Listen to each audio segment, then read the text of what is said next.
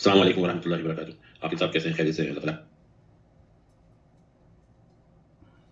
السلام علیکم ورحمۃ اللہ وبرکاتہ.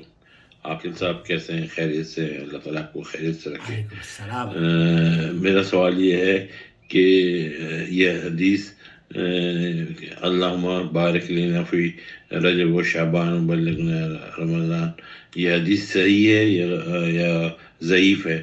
اس مجھے کچھ لوگوں نے بتایا کہ یہ حدیث ضعیف ہے، تو لیکن میں نے ابھی شیخ سدیس کی ایک آڈیو سنی، اس میں یہ وہ حدیث پڑھ رہے تھے تو میں کنفیوز ہو گیا، تو اس کا جواب پلیز دے دیجیے.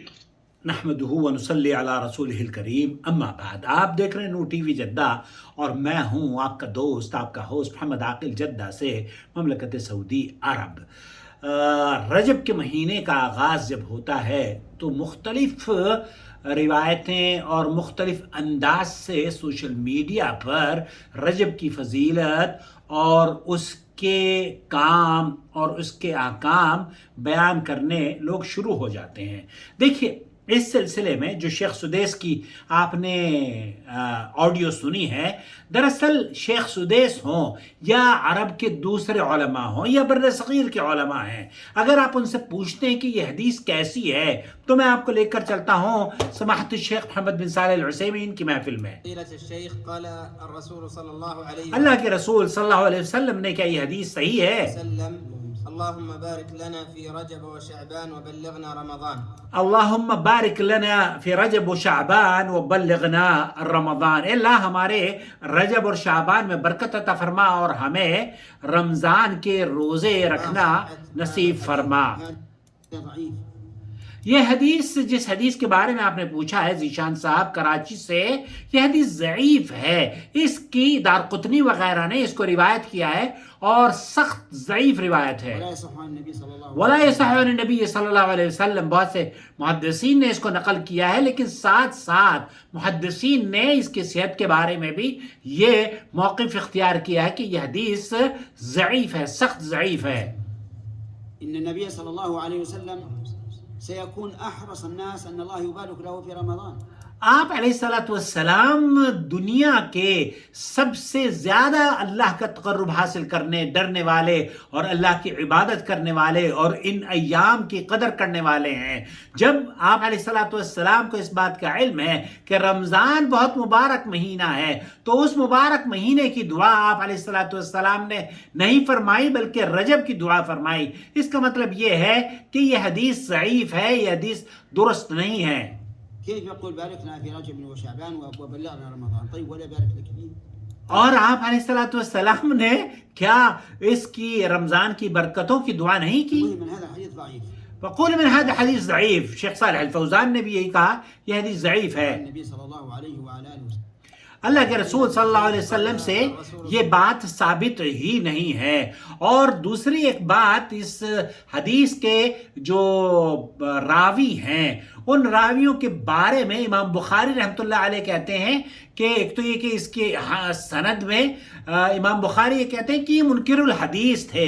ابو حاتم کہتے ہیں کہ یہ راوی زیاد نمیری کے ذریعے سے انس رضی اللہ تعالیٰ عنہ سے منکر روایات نقل کرتا ہے. اب ہمیں معلوم نہیں کہ منکر روایات اس کی اپنی طرف سے ہیں یا اس کے استاد یا کسی اور کی طرف سے. امام بخاری رحمۃ اللہ یہ کہتے ہیں کہ یہ شخص منکر الحدیث تھا.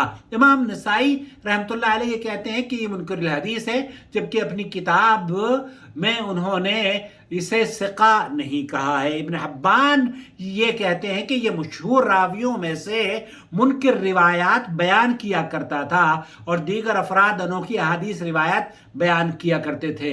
تو اس حدیث میں، حدیث کی صحت کے بارے میں آپ نے پوچھا ہے، حد درجے ضعیف ہے.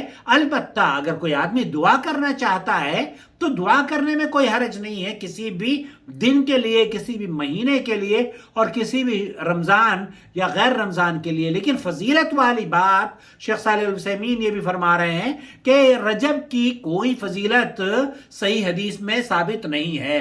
اور جب کہ اسی سوائے اس کے کہ یہ اللہ کے ان محرم مہینوں میں سے ہے جس کو شہر الحرام کہا جاتا ہے۔ ماہ رجب کی فضیلت میں کوئی صحیح حدیث نہیں ہے، اور ماہ رجب کی جماعت ثانیہ سے انفرادیت صرف اتنی ہے کہ یہ ماہ حرمت والے مہینوں میں سے ایک مہینہ ہے، سب سے پہلا مہینہ ہے، وگرنہ اس میں خصوصی روزے رکھنا، خصوصی نماز کی ادائیگی کرنا یا خصوصیات کے ساتھ کوئی عمل کرنا کسی بھی صحیح حدیث سے ثابت نہیں ہے۔ غسط مہینے میں تو رجب کے کنڈے اور نہ جانے کون کون سی نمازیں پڑھی جاتی ہیں، اور اب آغاز ہو چکا ہے، تو اس لیے اس طرح کی جو روایات پیش کی جاتی ہیں وہ ایک تو یہ کہ صحت کے اعتبار سے ضعیف ہیں، دوسرے یہ کہ اگر آپ برکت کی اور رحمت کی اور فضل و کرم کی دعا مانگتے ہیں تو شیخ